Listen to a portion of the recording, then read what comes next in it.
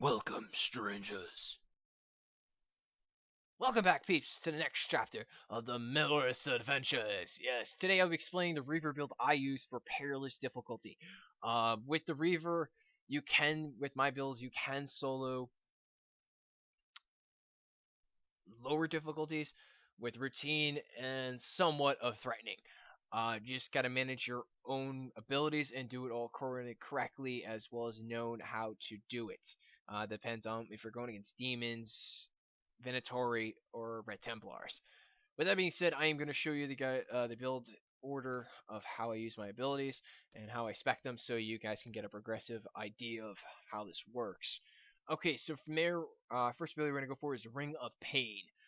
Whenever it's active, we're going to pretty much do 50% weapon damage per second, area effect of 15 meters. Damage of 1% for each 1% missing health, cost of 10 stamina per second. Not bad. It's really good, and it has a great effect with a couple other abilities we'll get into momentarily. Next one is going to be Blood Frenzy.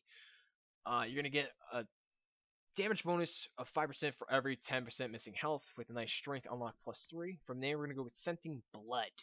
Scenting Blood. What Sending Blood does is whenever an enemy's badly wounded, you're gonna, with a range of 10 meters, you're gonna get the health threshold of 35. You're gonna get a nice speed bonus, but also a crit hit chance bonus of 10% with a nice Constitution unlock +3. So that Constitution is gonna help you survive a little bit longer. From there, we're gonna go with Terrifying Fury. What this does is you're gonna have a 25% chance of inflicting fear in an area affected 10 meters with a fear duration of 6, with a nice Cunning unlock +3 to give you better crits.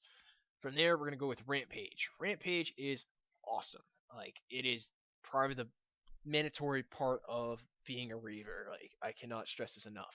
You're gonna get a 20% damage bonus, a 20% speed bonus, uh, health amount 20%, duration 10 seconds. The cooldown is 25.5, but you can get that reduced even further with a cost of 65 stamina. From there, we're gonna go with Dragon Rage. Dragon Rage is one of the other fundamentals of this build. You cannot spec without Dragon Rage. Like, come on, you don't like glowing claws striking at your enemies and critting them like they're nothing, just squeamish little pricks.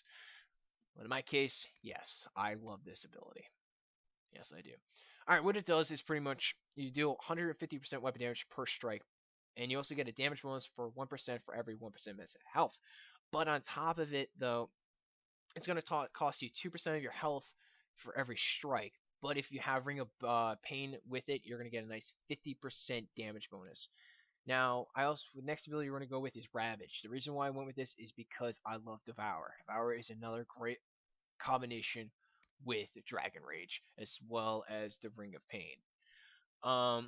With Ravage, what's going to happen is whenever you keep on attacking with Dragon Rage, you're going to reduce your cooldown of Devour. Plus, with Dragon Rage, is going to get an awesome boost to 50% damage on top of the damage bonus from Ring of Pain. But not just that, but you also get a cooldown reduction for your Devour skill, which Devour is freaking awesome. Ravage is awesome. With Devour, combined with that, pretty much what Devour is also going to do is give you 100% weapon damage. You're going to restore 0.2% every 1% missing health. Damage bonus is going to be 2% for every 1 missing health. And it has a cooldown of 10.2 seconds, so that's why you want to have Ravage, so you can get that even closer laid down. But with Ring of Pain, it's going to be 0.4 for every 1% missing health. Now, there's also other ways to get that further down even more, too. Now, on top of it, you're going to also, after getting Ravage, you're going to get Consume. So whenever you use Devour, your next Dragon Rage attack is actually going to have a crit hit chance bonus of 25% to pretty much critical strike your opponent. So you can't go wrong with that. Now from there, we're going to go with Warhorn. We're going to skip over Warhorn completely. We just needed to get to Flow of Battle. Whenever you critical hit, you're going to reduce your cooldown times on all your abilities, giving you an edge over your enemy. Pretty much, it's self-explanatory in the description. You're going to get a cooldown reduction of 1 second, which is great combination with Rampage as well as Devour. Now, we're going to go to Coup De Grace. Yes. Oh, crap. That's the wrong one. They all look alike sometimes, I swear. Yeah, they do. Okay, so Coup De Grace, what's going to happen is whenever you have a stunned or knockdown, you're actually going to have a damage bonus of 30%. So if that's combined with Dragon Rage, you're going to do even further. And plus, you get a nice +3 on unlock. Now, next we're going to go with Adamant. Adamant's pretty much we're going to give you a nice armor bonus of 20%. It's giving you a little more survivability. On top of it, you get +3 Constitution. So that's a tie of another great way to survive, especially on Perilous Difficulty.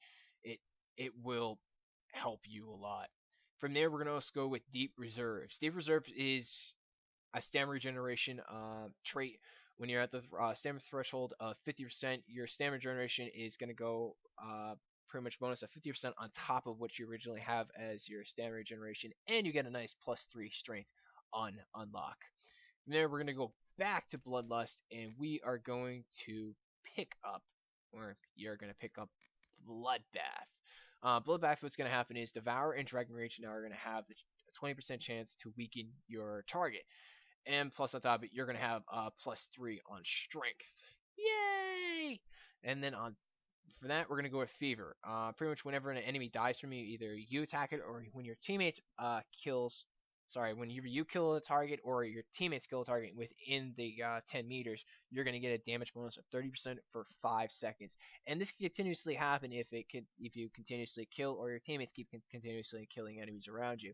On top of it, you get a nice Cunning Unlock +3, so that will help you with more of your crit to help you with your flow of battle.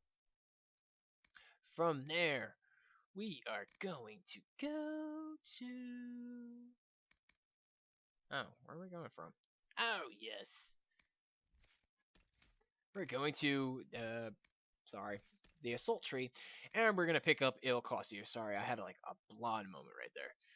Alright, so what It'll Cost You, it's pretty much going to do, is whenever someone hits you in melee, they're going to take pretty much a 15% damage in return. On top of it, you're going to get a nice +3 strength in return. Alright, so from there, we're going to go back to Bloodlust, and we are actually going to pick up the Torrent of Pain. So what's going to happen is when the ring is active, Devour is going to also cost less stamina and have a short cooldown time, and Dragon Rage is going to cost less of your own health. So if you trigger this, Ring of Pain, and use Dragon Rage, it's not going to take as much health as needed. But on top of it, since if you do have it, you use Dragon Rage, you're going to also have Devour off on cooldown. That means you can use Devour more and use all that into combination continuously and still have also with all those crits hopefully get enough rampages through the whole entire content of a Perilous Difficulty. And from there, you are going to go for Wrathful. Reason I went with Wrathful is because I like that extra +6 strength as well as that +3. It's pretty much more damage, more survivability, and on top of it, sometimes people don't have the weapons that give out the gear or that give some extra stats like Constitution, in which I picked this up. You don't have to. You can also go with another ability, like for instance, Crippling Blows. Pretty much a damage reduction by 15%. It's for 10 seconds, but it also stacks, and it gives you a nice +3 strength. You can either go with that, or you can go with Clear Path if you really do need more stam, but most likely you will not. But if you really want to go Crippling Blows, you can, and you can swap that out to give you a better edge over in Perilous Difficulty. So I do suggest that if you're doing this on lower rank and you don't have the gear yet for Perilous, use the +6 and that whatnot, and then from when you get to Perilous, switch it out for Crippling Blows. Okay, so from there, I'm actually going to show you the gear I use for my... what's going on? No, stop it! Alright, so the gear I use is I actually use Axe of the Dragon Hunter.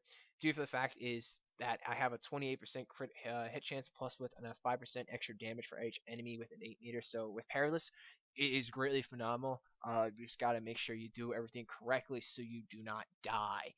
That's the one thing about Reaver is that you can go overboard with your attacks with Dragon Rage and you can die. You gotta be very careful because after you use one attack and you're like that little health away, and then some little demon shoots you with a little projectile and you're dead. You're just like, what the hell?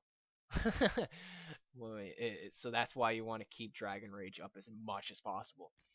For my amulet, I actually go with Superior Cooldown because I want that 15%. Even if you have a 5%, go for it. A little bit goes a long way. I cannot stress this enough with people. Cannot. It's worth it. all the way, unless you have a crap ton of crit.